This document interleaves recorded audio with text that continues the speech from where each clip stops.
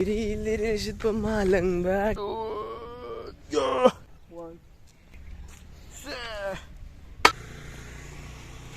Hello guys, ngasigi aigi video sidi kai video na haigana Khongjong war memory do adu chalaga pusap inbagi video ne views ya pe ulke views yo ada akhoi jangai sina sanathong gari si khama me ko aigi serba aigi band khama me aduga sanathong jangai tum Khongjong war memory lebdo keno di Khongjong war memory thang ka lebdo adom dagi di keno tawdre changte aina jangai sina sanathong dagi kaibang no haigan na gari asom jumje paisa lawe ba dun paisa lok jang gari di pa sai toromaga keno ne lai ne ba koi gari tam male sigi esa akoi angkan haitade ko adu gari tam male moi thokpa akoi thokpa natra adi yaudore to alle to mayam keno changam do idu sinausi huzik mafam di yoksalak tura ganda manakta haidi changage aduga kedoge haiganda pusabje kain mangam ge du yengse adu yam kuina di leiroge haidi aije ngasi je keno ne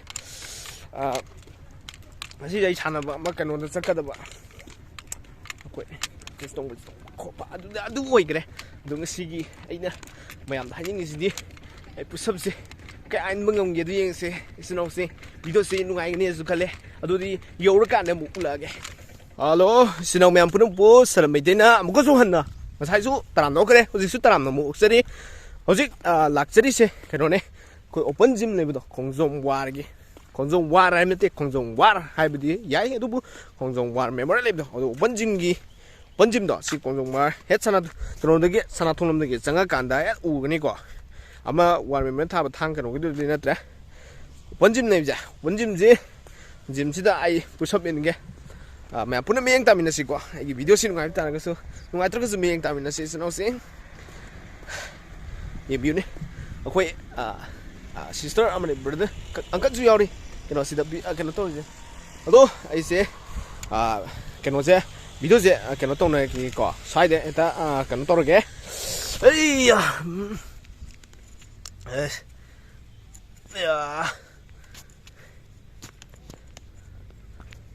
Sai data namdar ke ko sinau sia ai pusap je kya in ngam no ju yeng si ko ado ke na ngam som nakan da ki ke no lo jar ke view je ko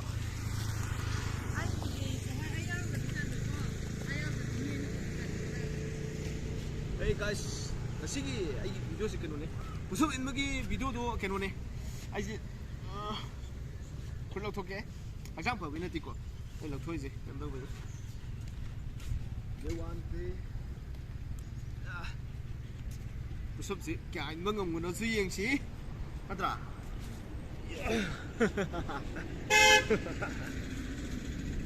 they want the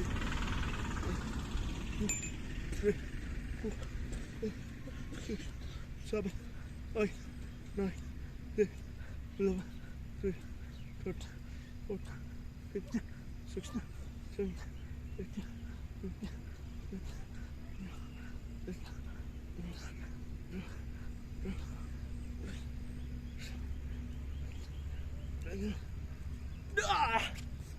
Thati dia nak kena tahu andre. Ay kataw ni.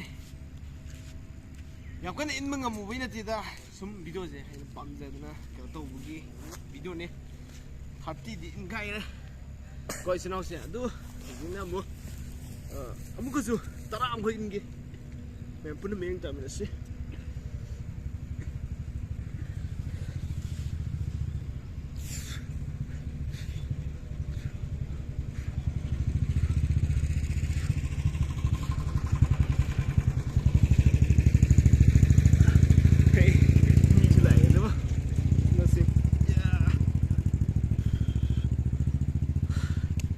Ismi tu pak, kau suka tu pak, nak terus, tu, kerana tu sih, video super loh, anak bagi, video apa tu sih, loh, ada nama, kan oh, sih, siapa sih, musik sih, kau open gym sih, ini sangat tu yang sih, sana apa sih, sih kan ni, sih sana apa ni kau.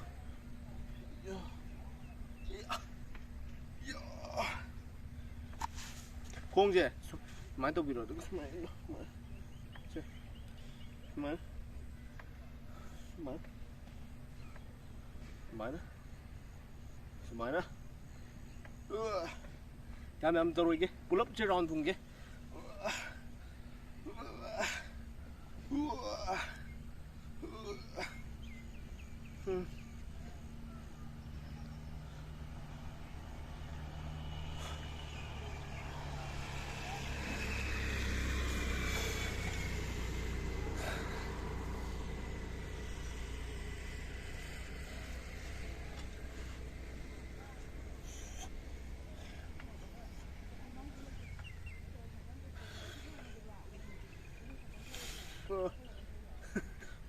Five,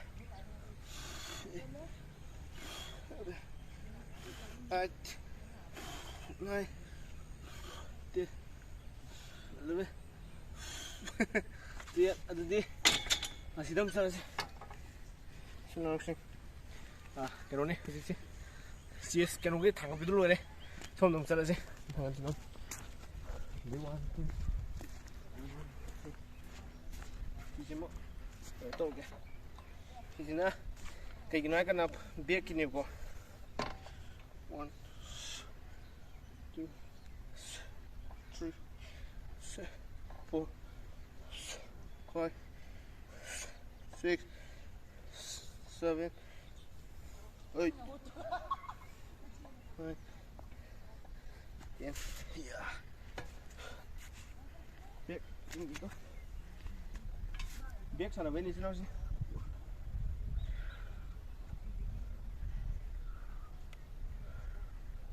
4, 5, 6, 7,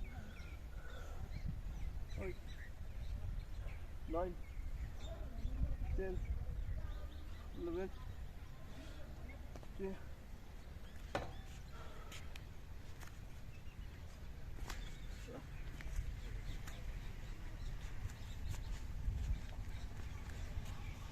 Guys, aí hꯧꯖꯤꯛꯁꯤ ꯀꯩꯅꯣ ꯇꯧꯔꯦ ꯁꯤ ꯂꯣꯏꯔꯦ ꯑꯗꯨꯒ ꯀꯔꯤ ꯁꯥꯟꯅꯒꯦ ꯑꯁꯤꯗ ꯂꯥꯛ ꯑꯁꯤ ꯆꯠꯁꯤ ꯂꯥꯛ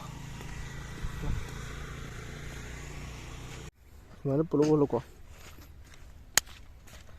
Hello guys, isinau mem punupu sarat maitini kuno na kurumjari ko isinau sing ai sarat maitini isinau sing mandrabo mandraga sarat maitini hey adu ngasigi ai video asidi kai video no haigana koi hꯧꯖꯤꯛ ꯀꯩꯅꯣꯅꯦ ꯉꯁꯤꯁꯦ date 2 2025 ꯀꯤ January date 2 ꯅꯦꯕꯀꯣ ꯏꯆꯤꯟꯅꯥꯎꯁꯦ ꯑꯗꯨ ꯉꯁꯤꯒꯤ video ꯑꯩꯒꯤ ꯚꯤꯗꯤꯑꯣꯁꯤ ꯀꯩ ꯚꯤꯗꯤꯑꯣꯅꯣ ꯍꯥꯏꯀꯥꯟꯗ ꯑꯩꯈꯣꯏ ꯈꯣꯡꯖꯣꯝ war memorial ꯂꯩꯔꯤꯁꯦ ꯈꯣꯡꯖꯣꯝ ꯋꯥꯔꯗꯅꯦꯕ ꯃꯦꯃꯣꯔꯤꯌꯦꯜ ꯂꯩꯕꯗꯣ ꯑꯗꯨꯗꯅꯦꯕ ꯑꯩꯅ ꯂꯥꯛꯏꯁꯦ ꯀꯩꯒꯤꯅꯣ ꯍꯥꯏꯀꯥꯟꯗ ꯑꯩꯈꯣꯏ ꯍꯥꯏꯗꯤ ꯁꯤꯗ ꯂꯩꯕ ꯃꯣꯏ ꯁꯥꯟꯅꯅꯕ ꯖꯤꯝ ꯑꯣꯄꯟ ꯖꯤꯝꯁꯦ ꯁꯤꯗ ꯑꯩ ꯁꯥꯟꯅꯒꯦ ꯀꯣ ꯑꯅ ꯂꯥꯛꯄꯅꯦ ꯉꯁꯤꯁꯦ ꯂꯥꯛꯏꯅꯦ ꯑꯗꯨ ꯍꯥꯏꯐꯦꯠ ꯚꯤꯎꯗ ꯍꯥꯏꯐꯦꯠ ꯎꯠꯄꯤꯔꯛꯑꯣꯅꯦ ꯇꯣ ꯁꯦ ꯈꯣꯡꯖꯣꯝ ꯋꯥꯔ ꯃꯦꯃꯣꯔꯤꯌꯦꯜ ꯗꯣ ꯑꯂꯩꯀꯣ ꯈꯣꯡꯖꯣꯝ ꯋꯥꯔ ꯃꯦꯃꯣꯔꯤꯌꯦꯜ ꯀꯩꯅꯣꯒꯤ ꯑꯩꯈꯣꯏꯅ ꯂꯩ ꯀꯠꯄ ꯃꯤ ꯐꯣꯇꯣ ꯀꯥꯞꯄ ꯉꯥꯛꯇ ꯐꯖꯕ ꯂꯩꯀꯣ ꯍꯥꯏꯐꯦꯠ ꯚꯤꯎꯁꯦ ꯍꯥꯏꯐꯦꯠ ꯌꯦꯡꯉꯨꯅꯦ ꯚꯤꯎꯁꯦ ꯑꯩꯈꯣꯏꯅ ꯑꯩ ꯈꯔ ꯀꯩꯅꯣꯁꯦ ꯁꯤ ꯈꯣꯡꯖꯣꯝ war open gym leise jaga je kai mai deno hai kana khong ani sangap kan kai kai deno khalang mani buka khanba jaga je thom sana thong de ki jangbi da ne duga thoma kan de ki wa me mai tha de sana thong de ki jangbi da ga ne u ni ba u ri je ngang nu ni som lai je ngang nu ni hamba sana kana habe nabi ne ai push up in ge wa mo han to ge tu push up ka da in ge yam da bi da ai jeng sai di push up in tho ga no kitang lap thop yu ne lagi ba 1 2 3 4 5 6 7 8 9 10 11 warm up an tong se tu bi sinau sing na sana ba la kep su la pi du warm up an tong pi ai se ngasai ai gari so bo som kha me ai som kha me mi si adu ga sinau sing ai haning do phum le noi da sana koi khong jong wa da koi ba pa ta ba koi ba pa oi sinu lak thu sinu ko noi chum na khong jong wa da lak pa ta ga di ko khoi la phum je khong jong wa me mo ni tha ba athong lak ka no ba la ga su ko changa su sana thon de jo pa sha lok dam ne ba ai mo cha ri ne ko koi thong a pa sin na mo re to ko ko thật chỉ thế này bọn xin xíu cái một sấp ở mũi lên xí đang làm thông biểu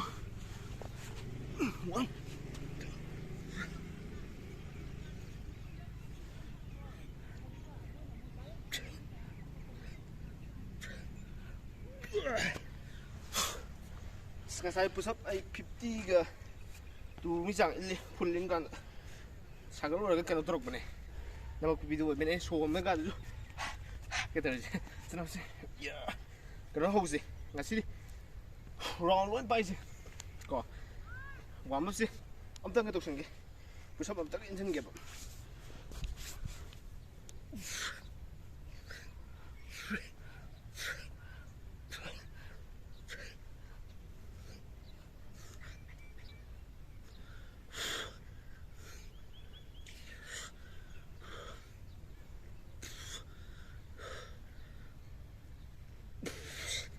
được đâu đi mà sắt lệ bữa sau đang xài rồi mẹ tôi đi hồi rồi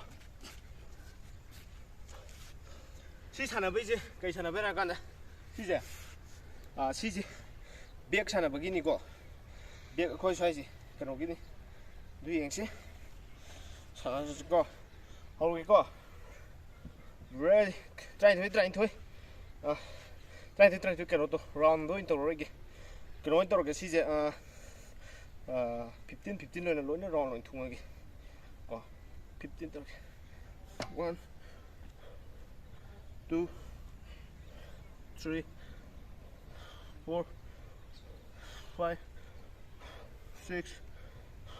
6 7 8 9 10 ตารางมันตัวกี่15ก็ต้องแบกมันตัวกี่วันทั่วก็ 1 2 3 4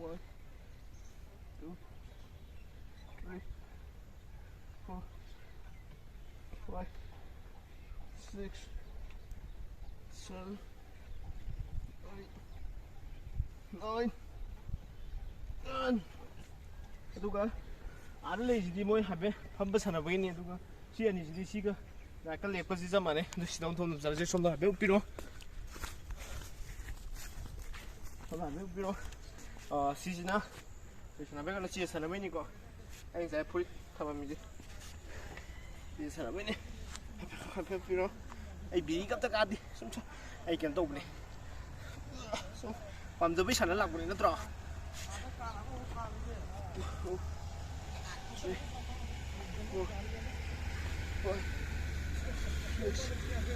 seven, 8, 9, 10, 11, 12, 13, 14, 15, 16, 17, 18, 19, 20. Ai sản là CS này vào mà tôi đi này nè, 20 dân này gì, tôi đi, không đâu mà, police bộ cái đó, police, à sao bộ gì, sao mà cái, đó.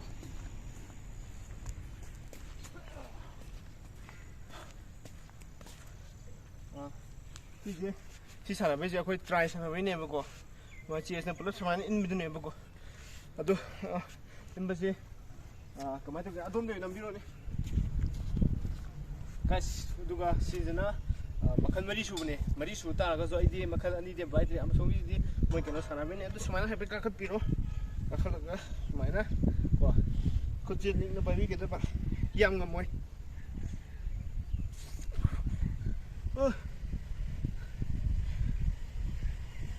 xin đi phía rồi này lo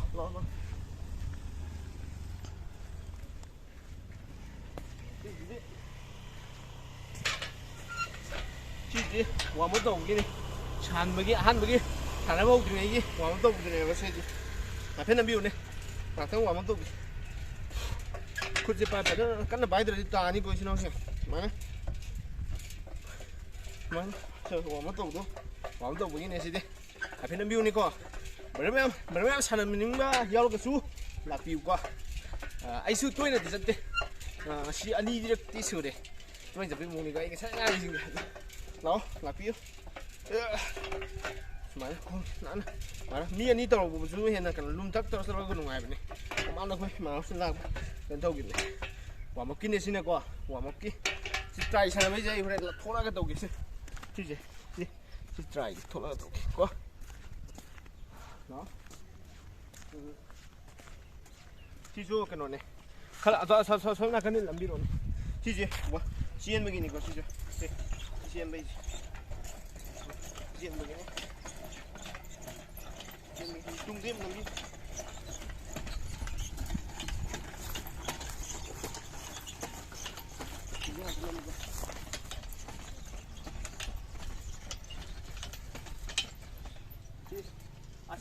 시지가 와먹기니까 한번 사나봐 호중이 이게 너기네.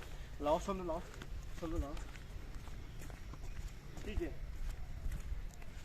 시기지나 그이기는 할간다. 쏴기 이제 손대나 밀어네. 시기 그노 아이템이 그이기는 할간다. 마민데 강드래. 또 기다려 놔둬 비우네. 쏴가지고 밀리게. 많이 하이브기니까. 빌리 시주 빌리지 나오래. 빌리지 나오래. Kita dia okey, beli dia ore. Wama, jadi boy saya kan ini saya lagi. Aduh ini beli di kade kok. Ini sih, lo. Aduh, senang sih. Ay video sih nggak ada tadi. Like, share, subscribe semua. Nggak ada kesutok sih video mau. Lo. Ini kayak gini kayak kan dah. Ini sih. Sini. Sini kan ini. Sini. 아이템이 그이기는 할간다. 콩시 이건 게 지. 콩이네. 콩이 저렇게 있네.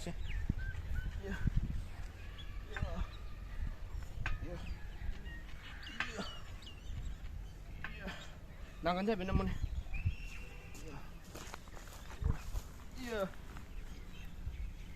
백수와 비빠리 거세. 만들어 보자. 뒤에 좀더 맨날 나오네. Se ci dirò un body. Se gần đó gì ai tiêm nói sườn cho mình nó lọ đúng không chứ gì nữa đây thì nó hai cái này vào không biết chi tiết xong lên làm gì rồi xong lên làm gì thế đi bị lý cái này qua bị lý cái xếp bút cái sọc bị lý cái này bị lý cái 진짜 밀리 차나 거기 뭐지 봐 이 북식 กันนี่เนาะ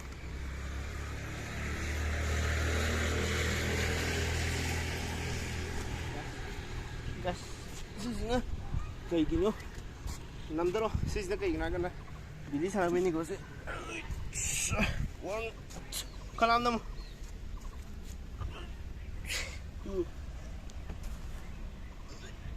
3 4 5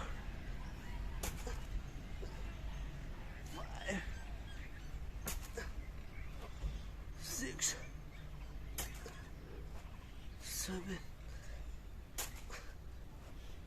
8 9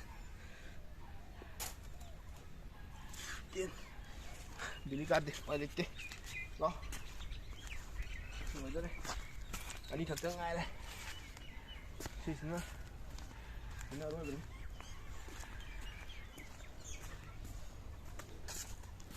Xí gì đi.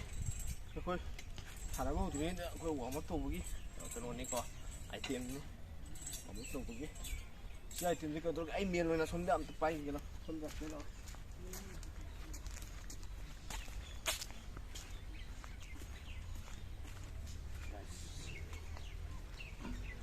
Guys, 와먹기 뻔해. 와먹기 에이씨. 나. 아, 거의 나 만리 넘어. 만리 넘어 잡는 거. 네, 나 한번 더 잡아. 네, 좀 더. 잡어. 다시 아니야, 그지? 그러나 아이템 진짜 너네 빠야 돼. 아이템 진짜 빠야가. 저 또르가 수고 신앙세. 하이디 양 끝나 그냥 또 우리는 시지. 아코이 하이디 학상다 그냥 또 보기 하이디 학상다 그냥 또 보기 하이디 exercise 그냥 gym 아고지 잡바 그렇게 도보싱기 간치기 말해 칸다 파이터네 간치기 지났대 그 플러스 사람이 아래시도 기도 하이블레이티 거 아이템 이제 카카데 쉐 아도 아이나 팜자바 바이셉기 아마 그노다 카카페 아도 뭐지 떠오대 하이디 하이디 아두디 사람은 그냥 떠오거든요. 거 아도 지나시 아유 이제 차는데 CS 딱 바이게 ꯑꯗꯨꯗꯤ ꯆꯠꯂꯁꯤ ꯂꯥꯛꯑꯣ yes ꯂꯥꯛꯑꯣ ꯑꯩꯒꯤꯗꯕꯤ ꯅꯝꯃ ꯂꯩꯕꯅꯤ ꯒꯥꯏꯁ ꯂꯥꯛꯑꯣ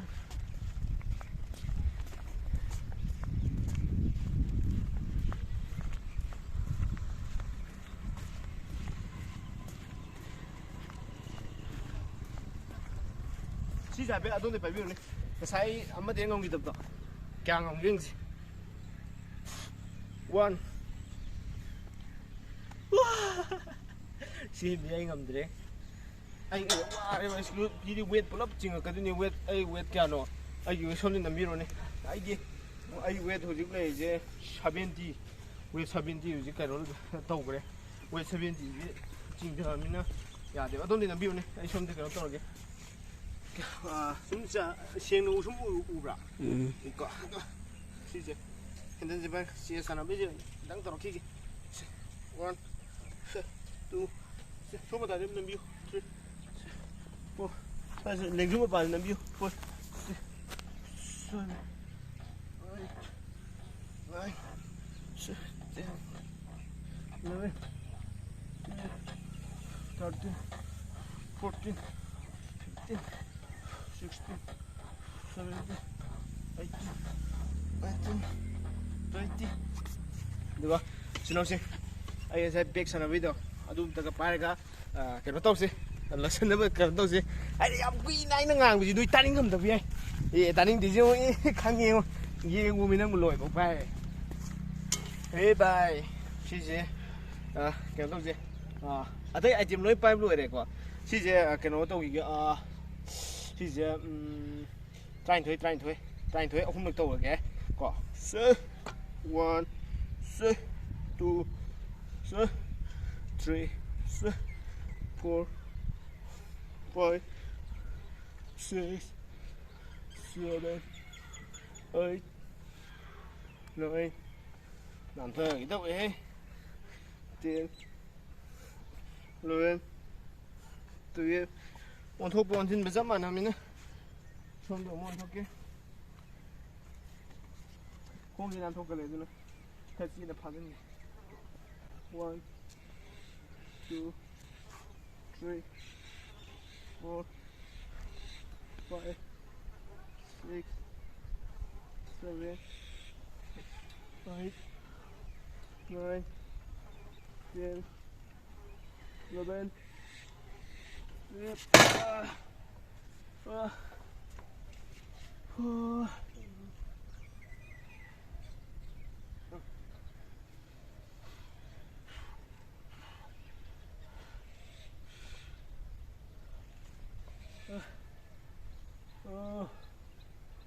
Sai push up cái em mà không bắt đầu em bắt đầu được không? Bắt đầu. Cái gì có? 1 2 3 4 5 6 7 8 9 10 11 Đến đâu đây?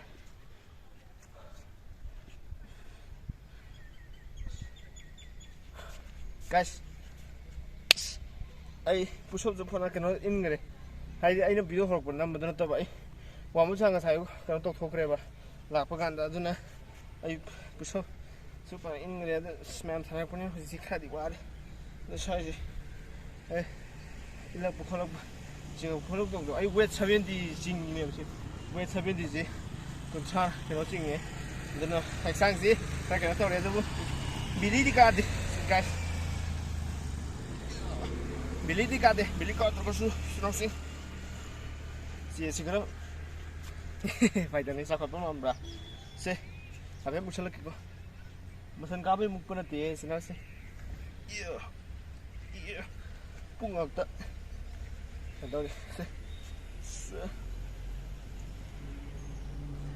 Guys, hindi sana kita ni kagad naman. Hey, guys, sinaw lang ning mata ka piro.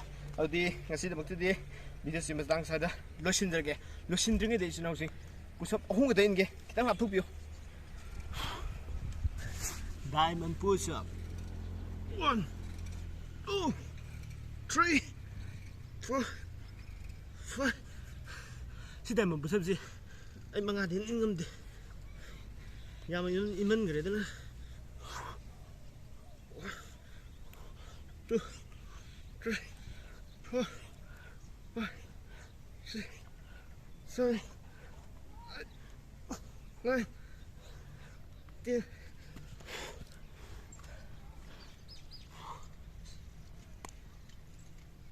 Lord, hey.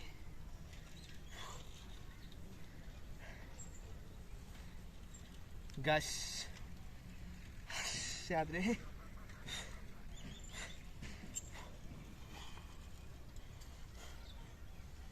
Ay di masan kadam ni. Kale kaka ni. Ako ay kano ni. Ay so emze. Kaya video solution je. Sulu ita bra. Last tadi solution lagi hey. Push up solution chiko. Set 1. So 2, 3.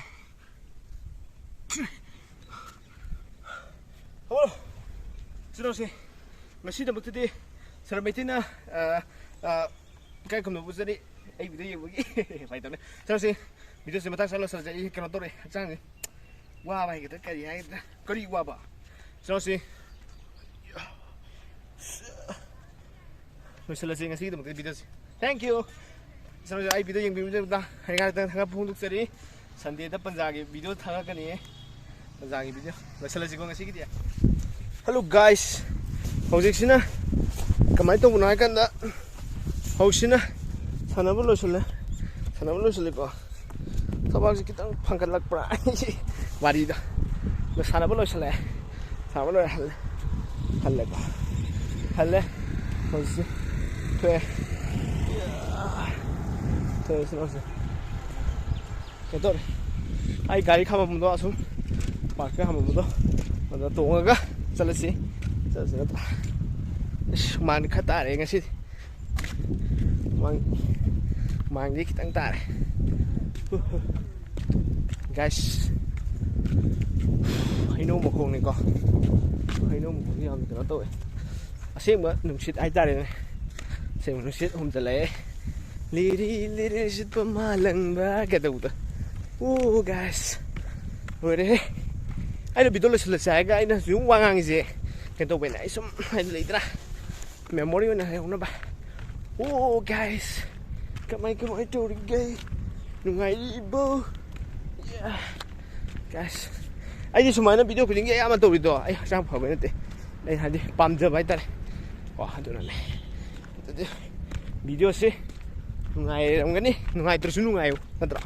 Hey guys, hey Manipur ke Gugba sir. Hello guys, come back to my YouTube channel. Hey la la la. Đúng rồi, rồi em đây view đẹp lưng. Yo, xong đây này quan thuộc lấy gì? Không zoom. Và mình lên nó xí cái nó này. Si mai wala kan dah si huan ke kan oleh tu gai pak kan atau mana tu jalan kan atau betul ni gari mana sale hoje koi loy re ko so je medium dia ni ai bodis yeah sir me yeah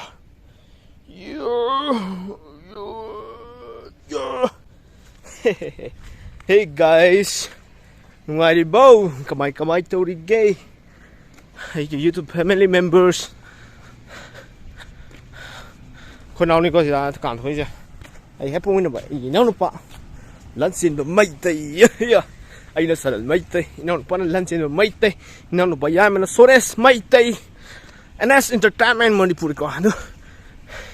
Guys, aduh di garis si thok do aga talas si. Ko khoi son ka la ga lai ni da paisa ting da paisa adu ka bo ting uni na tra khoi koi bila ko pala pa ni chana do bo gai bu sele na bo kana to bo ni adu video suni matang sa lo sinjari sar mai te ni sinau mem pun poi kono khumjari